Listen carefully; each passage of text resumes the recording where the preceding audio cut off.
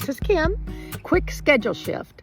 The podcast is moving from Fridays at 3 to Sundays at noon Eastern, 9 a.m. Pacific, because I want you to have time to sit with the full broadcast and then actually do something with what it brings up.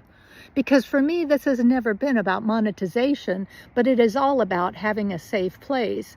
We are limiting the live interaction on a Zoom call for paid subscribers to Substack, where you can click above, or to members from the Cove, which is a circle of voices evolving, at onevoiceevolving.com.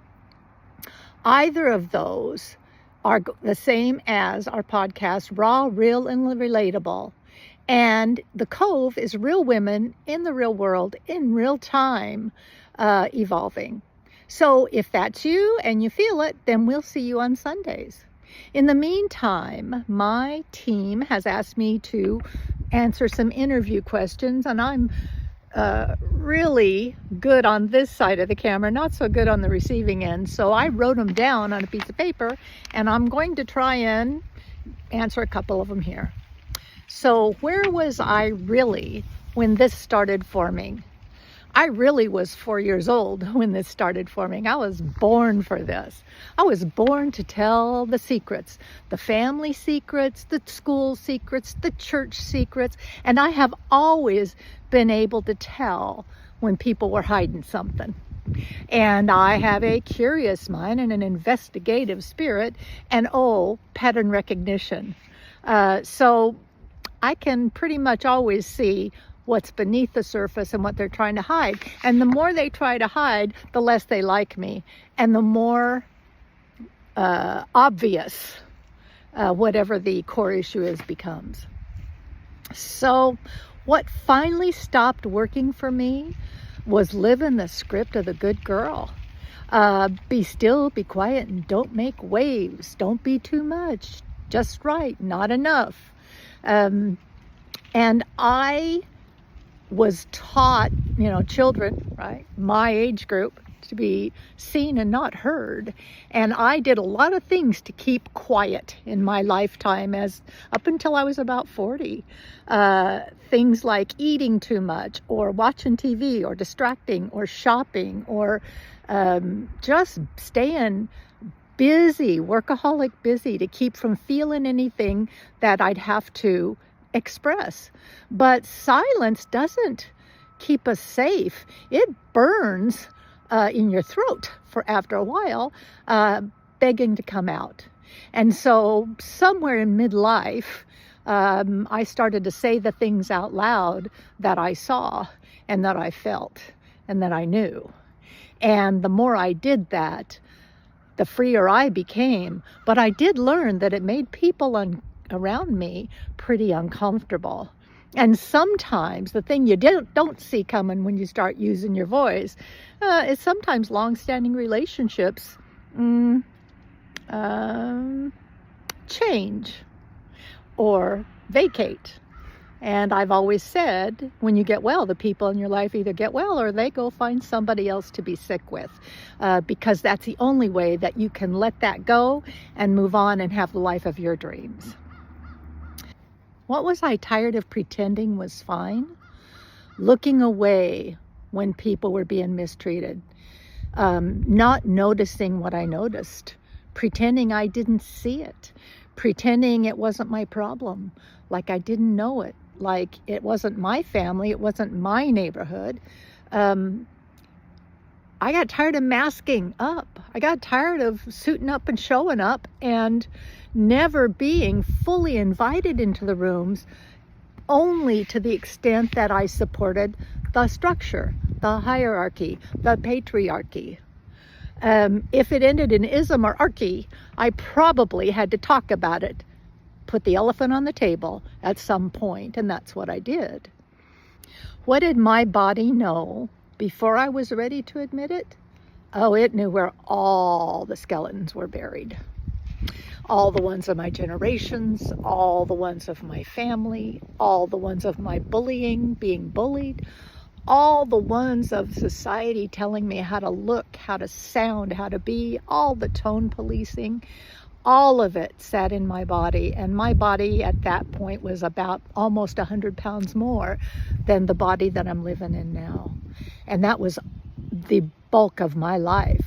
So some of the work that I do is around diet deconstruction and reclaiming your voice around that, because one thing that almost every woman I ever meet has in common, no matter how old they are, is how early they started dieting and trying to control and manage a problem body, either that they noticed or that somebody else did.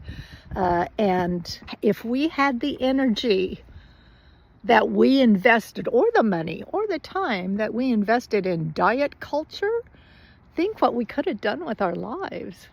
Well, when I stopped investing in diet culture some years ago, I started getting my life back. And so I'd probably say that the last 9 years have really been my one voice evolving, that has turned into the Cove, which is a circle of voices evolving.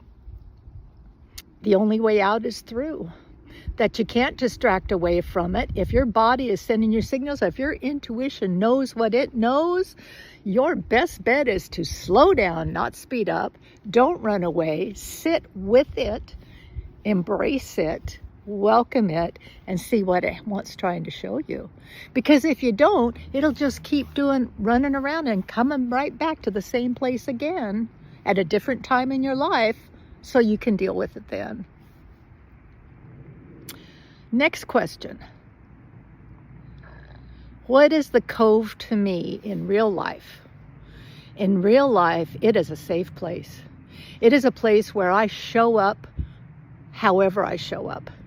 And I don't have to perform to be accepted, and neither do you. So we just get to be women in space, in real time, together. And when women gather, magic happens. Every time. Who will feel at home here?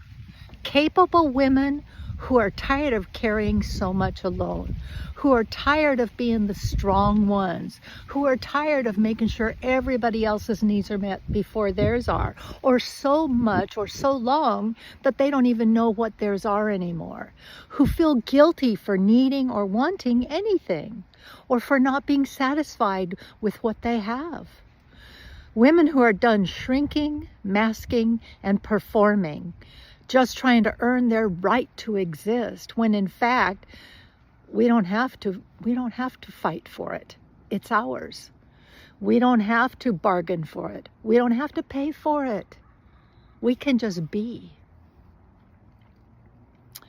So who probably won't like it? People who are looking for a shortcut, for a quick fix, for the 1, 2, 3 methodology, for the how do I make money doing this, for the if I do this, then I'll be accepted piece. Because what we're doing in the Cove is deconstructing all of that. We're deconstructing the lies we've believed, the stories we've been told, and finding out what our values and our grown-ass attitudes and ideas want to bring to our lives and to the lives of the people we love. What changes when a woman doesn't have to perform anymore? Joy. I didn't even know what that was when we started it. She exhales. She trusts herself again. But more importantly, she becomes part of a community of women where she learns to trust women again. Because one of the things we know is it's not just men who hurt us. It's women who protect the men who hurt us. Sometimes our mothers, sometimes our siblings, sometimes our coworkers, sometimes our adult children. So we need to be able to trust ourselves.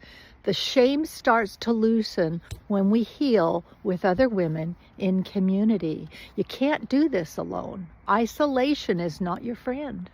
I'll be live on Zoom during the broadcast on Sundays if anybody needs extra support, and members only. This is a private conversation. It will not be recorded, repurposed, or rebroadcast. No bots allowed. See you Sunday.